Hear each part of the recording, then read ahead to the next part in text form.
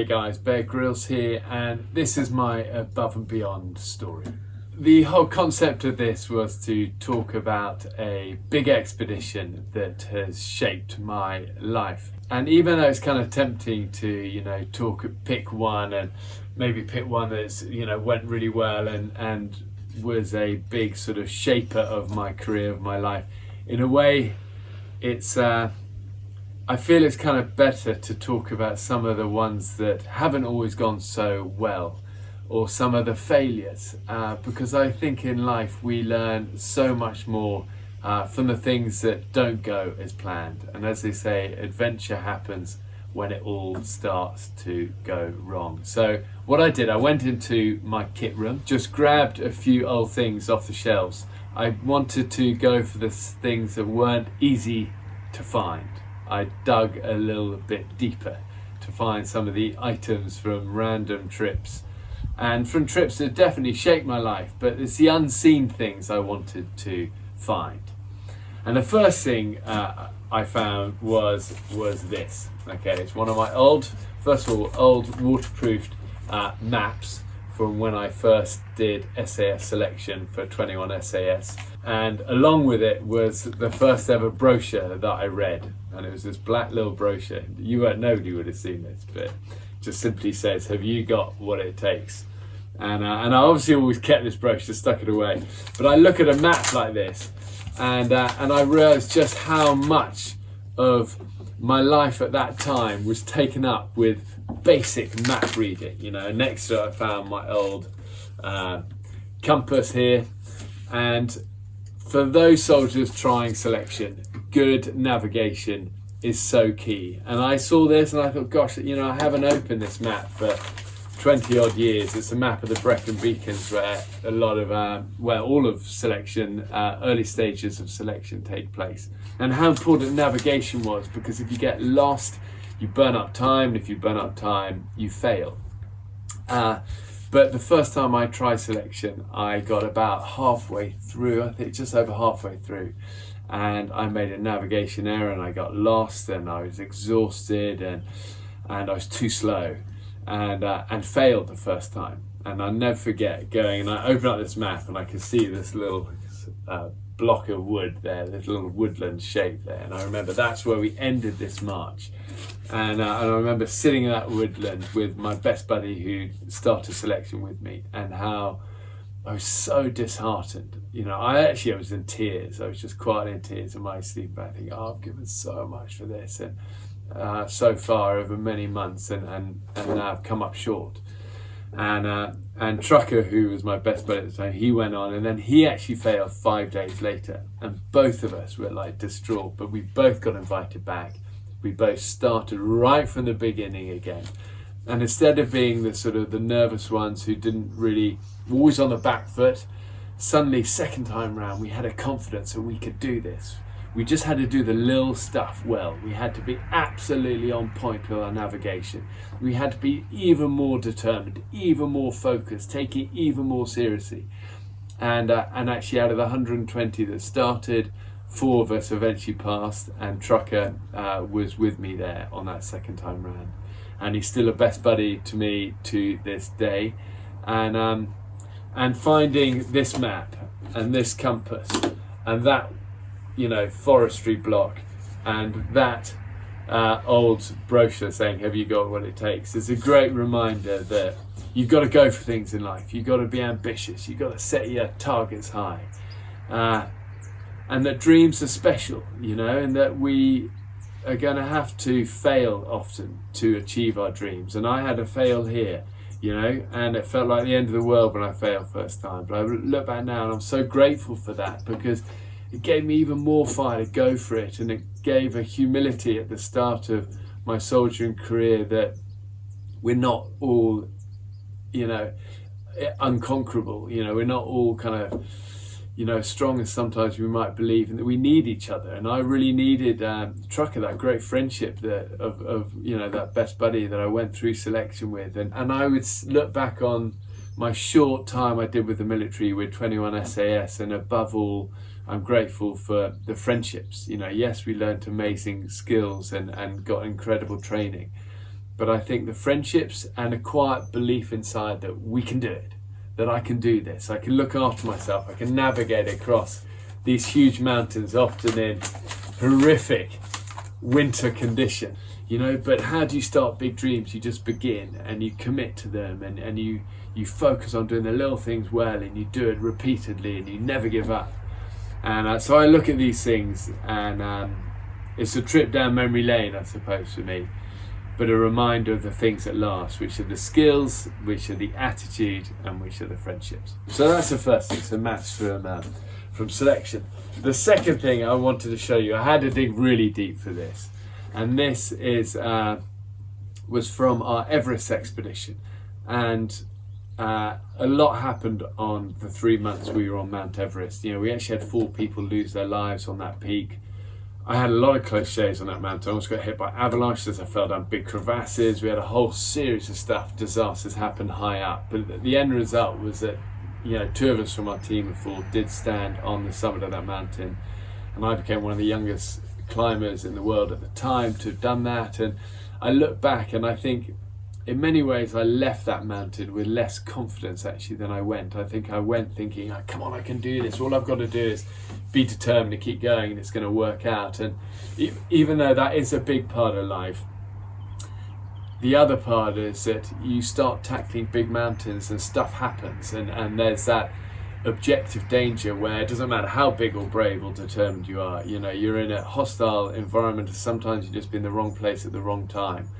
And I think learning to understand that, and luck definitely plays a role in all of our lives. That's why I think I found Everest for me a very humbling experience, and that I did actually leave with maybe less confidence than I went with. But at the same time, I'll never forget the top of that mountain and those special moments, and again the friendships with Mick Crosswaite, who was with me especially, and Neil Lawton, from both who are ex-21 SAS guys as well, and Neil's a former commando as well. Anyway, long-winded ways of showing you the item that I wanted to show you. And the item I wanted to show you was my old pair of glasses. Okay, now, I don't know if you see these, but these are really beaten up. And you'll notice this lens all cracked, and it's actually beautifully kind of pieced together by this little bit of metal. And I've just had such a strong memory of sitting with a great Australian climber called Alan, and we sat together at base camp. And these, because I was impoverished when I went to Everest, and we had no money, and everything was on a shoestring, and I had the most basic equipment. And you know, I look at some of the expeditions now; they're so well resourced. But we were 4 soldiers, and we were all pretty broke, and we had nothing really. And I certainly didn't have a spare pair of sunglasses. And if you lose your sunglasses and your goggles or your gloves up high, you're in trouble. You know, people think it's the headline items like, you know, ice axes or, you know, oxygen or whatever. But actually some of the most life-threatening bits of equipment to be without are gloves, goggles or sunglasses, because you get snow blindness very fast and then you can't see. So I sat on these pair of glasses at base camp. We were messing around and broke them. And I was devastated. I thought, oh no, without sunglasses, how can I climb? And I always remember this lovely Australian guy, Alan, sat with me for the afternoon, and together we kind of did this thing and repaired it with glue and a safety pin that he brilliantly did. And he was actually an engineer. But for me, the point is, I look back on, you know, I rummage in the equipment and I find this sort of thing. And for 20 years, we've talked about kind of the summit and the flag and you know, all of that stuff. And that's all more familiar for me. But really, the stuff that I treasure most are the little items like this, and the memories and the friendships. And the ability to, you know, look after the little things. I think that's an important scouting quality as well. Being careful with your possessions and careful with how we use time. And I look at that and I think we live in such a throwaway culture as well nowadays. And I love the fact that these glasses are still going. This one is a desert gourd of a water container that was made out of goat skin. And I look at this, and this is from one of my many desert trips where I've had to do so many sort of desert missions over the years, to the Sahara and the Australian outback and all over the place. And I think this for me is a symbol of one of the key traits in a survivor, which is resourcefulness. an ability to be ingenious with everyday items and come up with clever ways. And we all have so much to learn from indigenous people around the world, not only about how to, invent and be inventive and create fire out of bamboo and water collecting machines and, all of this. And I look at our world now, and the vulnerable people are often indigenous people, and all of us, we have a collective responsibility of love to do all we can to protect the planet, to make the planet a better and a safer and a more environmentally aware place. And the more I travel, the more I see that. And I think that's what attracts me when I look at the kit room, about all things like this water container and my old glasses. I like this sense of trying to preserve it and protect things that are special, and I would classify in that our world and the environment. So that was the other thing. And then the final thing was my old belt kit from an expedition that I led to try and fly powered paragliders over the Angel Falls in the Lost World rainforest of Venezuela. And this expedition went spectacularly wrong. We were way too ambitious. We were underprepared, and we had no idea what we were getting into. And we found ourselves out there flying these powered paragliders that I'd only just really learned how to fly. And the ambition was to fly over Angel Falls, land at the top of one of these remote Tepui mountaintops, land up there, and then jump off and fly down. But the weather conditions just never allowed us to do it. We ended up getting sucked up into these huge sort of cumulonimbus clouds. We were very lucky to escape. We got caught in torrential jungle rainfall, which under canopy is super dangerous. And I look at this belt kit, and for me it is that wonderful mix of ambition but naivety. Okay, because in this belt kit, things like paracord, that I thought, well, I've got paracord, and I know why I got paracord, because the plan was if we crashed into the jungle, then I could abseil down on my paracord to the jungle floor.